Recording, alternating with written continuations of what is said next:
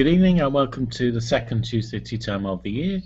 Tonight we're both, myself, Matt Hooper from St Andrews Golf Magazine, is joined by Les Bailey and Elizabeth Bethel, both of which write for Pro Golf Now. They also appear in other hangouts, and they're regular panelists for the Tuesday Tea Time, along with Elizabeth's parrot. I'm sorry. No problem. This week we're going to be previewing the LPGA season, looking at the first event, and looking back in time to when the schedule wasn't as expansive as it is now, and lesser prize fund, etc. And we'll just give some historical reference to how big a season this is for women's golf. We'll also preview Torrey Pines, the Farmers Insurance Open, and the Qatar Masters, and we'll look back at last week's events in Abu Dhabi, and we'll have a few discussions, I think, about rules and mad shots from certain players along the way. So this week is the start of the LPGA season. It's a big season, 5 majors for the second year. We've got the International Crown. We've got the new race, the CME Globe. 33 tournaments around the world, starting in the Bahamas with the Pure Silk Bahamas. $195,000 first prize. Looking at the book that I've bought myself recently, the first season, or the first year that it gives, in 1975, the first event was an 8-player tournament, and the first prize was $15,000. Oh my heavens. And it just shows how women's golf, even though it's not at the level of the men's game, it's certainly, the prize funds have come a long way. They're playing for $1 million every week now, and it's a big year for women's golf. I think we'll all agree, won't we? Yeah, Matt, I'm curious. Where was that first tournament? It was actually at the Blue Monster course at Doral. Really? Wow. And do you know who played and who won? It was Kathy Whitworth won. It was a 36-hole tournament. Judy Rankin in second. We have, who else do we have here? Mary Mills, Merle Breer, Sandra Post, Margie Masters. Yeah, I remember Sandra Post now. Joanne Prentice, and Chako Higuchi from Japan. Oh my goodness. So $50,000 they played for the whole purse. And obviously this year, huge event, 108 players. You've got 5 of the world's top 10 there. And I think it's going to be a great week, don't you, Elizabeth? I think it's a fabulous week, but I'll tell you, I'm having trouble right now keeping up with who's playing and who's withdrawn. The Pedersen withdrawal today was a little bit of a surprise. I mean, shoulder injury, yes, but it took me by surprise. Because she seemed in good shape. There was a note about it on Morning Drive this morning that she just has been banging golf balls to get back in shape for the new year, and she just wore out. She realized that she was just going to be too tired to go down there and play. Wow. That's pretty incredible for a top-flight professional golfer who's very experienced. You would have thought she's prepared for many seasons, and it's pretty amazing, isn't it? The actual decision was in Norwegian, and I don't read Norwegian, so I'm not really sure what the real story is. Well, she prepared too hard, and is a little bit too eager, maybe. Yeah, maybe. But considering the season she had last year when she won the Evian, big chance at the Women's British Open, Great Solheim Cup. I mean, you're thinking, why do you need to go that extra mile, as it were? Surely build up slowly to the first major of the year in April. Because she's scared of Lexi. I think she was attempting to make some kind of a change to her swing. But that's just speculation. Well, I mean, that's possible, isn't it? But it seems pretty amazing to me. But we've still got Stacey Lewis, Lydia Ko, Paula Creamer, and last year's defending champion Ilhee Lee And it's just a Lexi great Thompson. field. Don't forget Lexi Thompson, Lexi right up there at the Thompson. top. It's a star-studded field to start off with, and it's a much bigger field than, say, the PGA Tour start with. Yes. It's not yes. just limited to champions, which I think is good, actually. Well, I think it's interesting because with Park and Pedersen off the field, things have opened up a bit. Yeah. We may see some surprises this weekend. Which is what the women's game actually has, a good variety of champions, and somebody will come from nowhere at the start of the year, have a great year, more so I would say than probably the men's, but there's more sort of fluidity about it. So yeah, we'll see in a few days. I mean, nobody would have predicted Ilhi Lee as the winner of last year's Pure Silk. So surprises happen. But you have to remember that came later in the season last year, not the first tournament out of the gate. Yeah. Well, the LPGA season, as I mentioned earlier, has 5 major championships. You've got the Kraft Nabisco, which is usually the traditional first major just the week before the Masters. The LPGA Championship, the Ricoh Women's British Open, the US Women's Open, and the Evian Championship.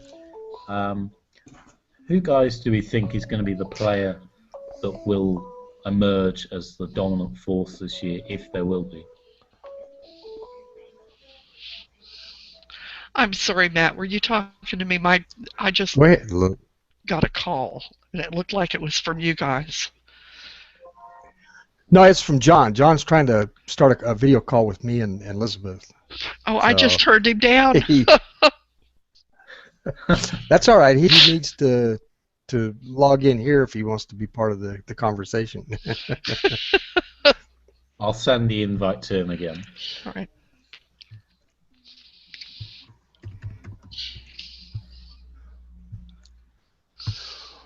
Well, Matt, I think the biggest thing on the LPGA this year is who's going to keep up with Suzann Pettersen take over the #1 spot.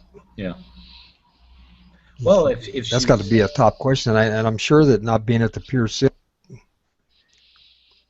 Yeah, I mean, if she has maybe an extended layoff, I don't know if this is a serious problem, but I mean, if she's off for a few weeks, there's obviously a chance that somebody may get near her or overtake her. So, but I think you've got so many top players in women's golf. It's so good to watch. You really have, and it's variety with players from all around the world. Stacey Lewis is probably with Lexi Thompson as well, the top 2, maybe not in the rankings, but certainly the top 2 Americans from my side of the pond that I would say you'd look out for. And Paula Creamer as well. It really does have strength in depth, women's golf. Well, I'm not looking for a lot of action from either Paula Creamer or Christy Kerr. They've got some distractions this season, both of them. Their minds are divided. Their minds and their hearts are divided. Okay. I'll tell you who I'm anxious to see play this year is I want to see Michelle Wie play this year and see how she does. See if she can actually turn this thing around. Well, she's got the game. What's stopping her, Les? If she could putt. She's got the same problem a lot of professional golfers has got, is she can't putt. If we could all putt. I just think that she came out so young, and the pressure has been on her from the age of 12 or 13, playing in men's events, the big contract Nike. To some respects, there was some jealousy, envy from other professionals in the game. She's had to cope with focus from such a young age. I think I would venture to say that probably the next 10 to 15 years of her career will actually be very good indeed, because she's had a little while where she's not been the star. She's sort of finding her game. Obviously, her putting stance is pretty Unique is the word, probably. But I think John is now joining us. He looks a little. Hi, John. Hi, John. Hi, kids. A lot of light. Hold on. Wow. Where'd he go? Yeah, now some darkness. There we go. Well, that wasn't easy for me, but we got there. It wasn't easy for anybody this week. I think it was something wrong with my screen size, and it was all a bit complicated. There we are. Okay. Well, we're just talking about the start of the LPGA season, John. And, Oh yes, it's going to be great. looking ahead to the year as well. Obviously, last year we had the Women's British Open here in St Andrews. Who are you looking forward to the season, and who would you say is somebody to watch coming up? I'll stick with the old guard. Well, obviously Elizabeth knows I'm a great admirer of Suzanne's. And her progression throughout last year was fantastic. I think she played really good. So I hope she'll get to number one. I don't see why not. She's sitting at number 2 at the moment, isn't she? She's just getting stronger and stronger. Well, John, she's got a shoulder injury right now. Oh no! She's out. That's a shame. Well, I want to see her do well this year. I think her progression last year was great. She's setting a target to hit number 1. I think she'll be able to do it. We've got to be excited with all the young kids coming through. There's some new ones. We've even got some Scottish girls up here, and so not in the LPGA, but out on the ladies European tour. So we'll see how that pans out. So, moving on from the LPGA, this week Tiger Woods returns to golf for 2014 at a place which he probably should build a house at. Torrey Pines, he's won 7 Farmers Insurance Opens and dramatic US Open, the last major he ever won. Phil Mickelson's also there. I saw a neat comparison between the two of them, what they've won as a junior and amateur professional at Torrey Pines, and who was the most connected to Torrey Pines. And really, they've had stellar careers just at one golf course. If you took their performance on one golf course, most players would be happy with that as a career. Looking back in the book that I've got, it was also in 1975. It's called the Andy Williams San Diego Open, and the purse was $170,000. The whole purse. Oh my! That probably isn't even top 10 now. And that was the year. You youngster. Yes, I am. I was going to say, you youngsters have trouble wrapping your head around that, don't you? Yeah, well, it is amazing, really, but to see how golf's prize money has just skyrocketed over the last 20 years, even the last 10 actually. But that was the year when I was reading that the Devlin's Billabong, the pond, was installed on 18 in 1975. So that's nearly 40 years ago. Now it's a thing of law, really, at Torrey Pines. It's hard to imagine that hole without it, really. We've seen dramatic scenes there a few years ago when people hit the flag and go into the water. Playing over from the back bunker, that amazing shot from John Daly. And it really is an iconic golf course, a really great public course. And just, do we think that Tiger Woods is just going to romp to victory this week? I don't. No. Go on, Les. I think, what do you think? well, he's got a new driver, and Phil's got a new driver. You know, Phil has field tested his already down in Abu Dhabi. But Tiger's, still licking his wounds from that defeat at the Northwestern Mutual, where he got beat by Zach Johnson. And Zach Johnson, it's probably good that Zach isn't in the field this week, or he a factor again. Yeah. So Torrey Pines, it's got 54 world ranking points for the winner. It's a stronger event, actually, slightly ahead of Qatar this week.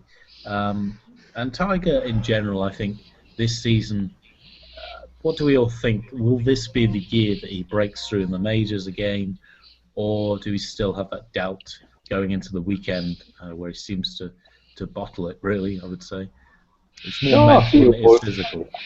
I feel more confident for Tiger to play better for this year. Majors may just be outside his grasp once again, but he's certainly in a better position than he was the previous year. I think we were all talking last January how we were not full of hope for his career through 2013. Proved us wrong, 5 wins, and he can do well this year. There's no doubt about it. He could easily win another 5 tournaments. No majors. Well, when Tiger Woods is when Tiger Woods is on, he is unbeatable. But as we saw last year in some of the majors, for him to get on and on major is like you, John. I suspect his Saturday and Sunday play. Yeah, I think that the internal pressure he's putting on himself to perform correctly, and those 12-foot putts do not go in with regularity as they were. So, yeah, I think that's got to be a problem. The 12, 18-foot putts that he just used to sink. Yeah. I just wrote a blog this morning about Jack Nicklaus because today is his 74th birthday. True, yeah. And what kind of pressure putter Jack Nicklaus was, you know. And indeed, extraordinary, one of the greatest clutch putters of all time. There's no doubt there. Yeah. I think he probably was the greatest clutch putter of all time, and still is. Did you by chance watch the Franklin Templeton shootout when his son or his grandson missed the putt and Jack dropped one from 12 feet there? Because it was a putt they needed to save the hole. Needed to save it. Well, one of the great putts we saw here in St Andrews was from Nicklaus on his last visit, and he had that birdie putt on the second day. Obviously, he's missing the cut, but he had a big arcing putt on the 18th green at St Andrews, and he made it. It was 25, 30 feet. It's extraordinary. Yeah, the man could putt when he used to always love to try to birdie the last hole. Mm-hmm. And like I even said in my blog, if he was up 10 strokes or down 10 strokes, he kind of took it personal to birdie that last hole just to let people know he hadn't quit. You know? Yeah, I go with that. So moving on to the other big event this week in golf is the Qatar Masters. 10 of the world's top 50 are playing. It's first played in 1998. We've got Henrik Stenson, Jason Duffner, Sergio Garcia, Els, Donald, Bjorn, Keimer.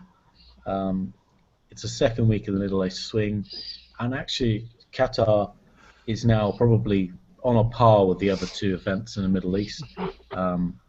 It really is a good tournament.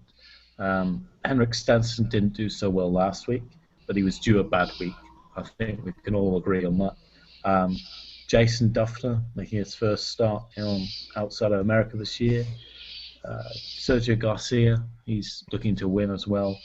Ernie Els, a past champion. So it's going to be a very competitive week again in the Middle East. That tournament is a Wednesday through Saturday tournament, right? It is, yes. From what I understand. I'm not entirely sure of the reason, but yeah, it's Wednesday to Saturday. It isn't one of your bank holidays on Sunday, is it? Or Monday, or not in Qatar, no. No bank holidays. Well, I thought they do things. they do the same thing y'all do, don't they? If they follow your rules.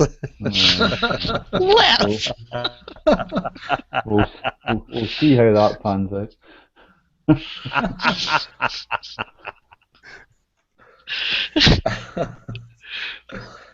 God.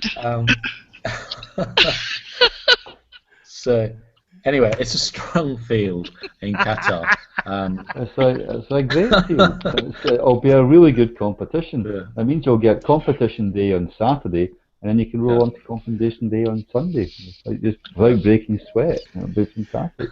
Yeah, that's great about it is we'll have 2 days of finals going there. Serious And third and fourth days there.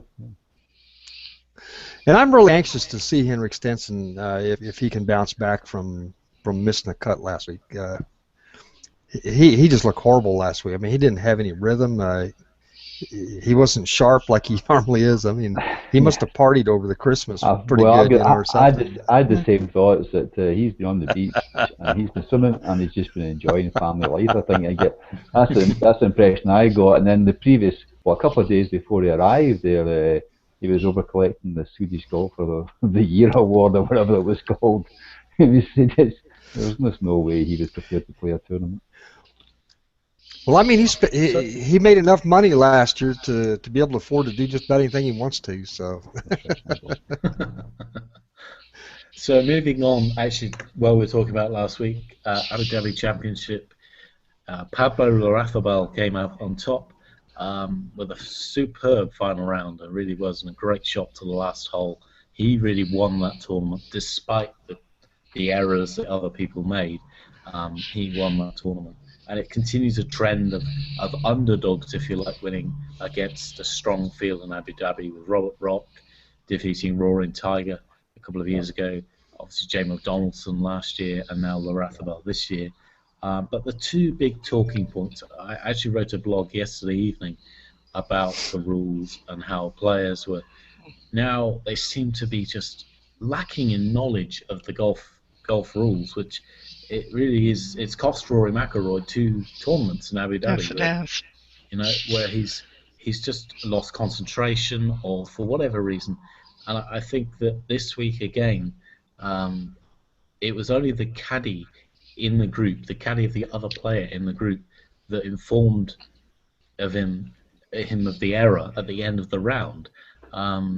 He didn't even know about it, and it's a basic rule which you get taught when you're 12 years old about taking full relief, and he would have done this thousands of times throughout his career, and it's a sloppy mistake that's cost him the tournament because he played less shots than anybody else, and he played so well, and he deserved to win the tournament in my opinion, and it was that error that's seen him lose. And I think the players. Well, you know, Matt, you know that I mean, you know as well as I do that when you're playing golf, sometimes you get in the moment of concentrating on a shot, and you just don't look, you know. And I'm sure his caddy was in the same moment. And Rory even mentioned it in the press conference afterwards. He says we were focused on the shot we were trying to make and just overlooked it. You know. Oh, but Les, I don't agree with what a dumb rule. I don't agree with that. I just don't agree with that. If you're taking a drop, you're not concentrating on the shot. You're concentrating on the drop. You know where the drop is, yes. Well, I mean, you can't think about the shot until you do the drop. It's like you said. He dropped the ball in the right place. His foot was in the wrong spot. And yeah, I realize what you're saying there, but you know, sometimes you just overlook stuff when you're concentrating on something else, you know. Elizabeth, do you think he could, or Les, or even Matt, can all three have to be answered? Could, if he was standing outside the line and played his shot, yes, he's fine. Now, it doesn't matter what side of outside the line it is.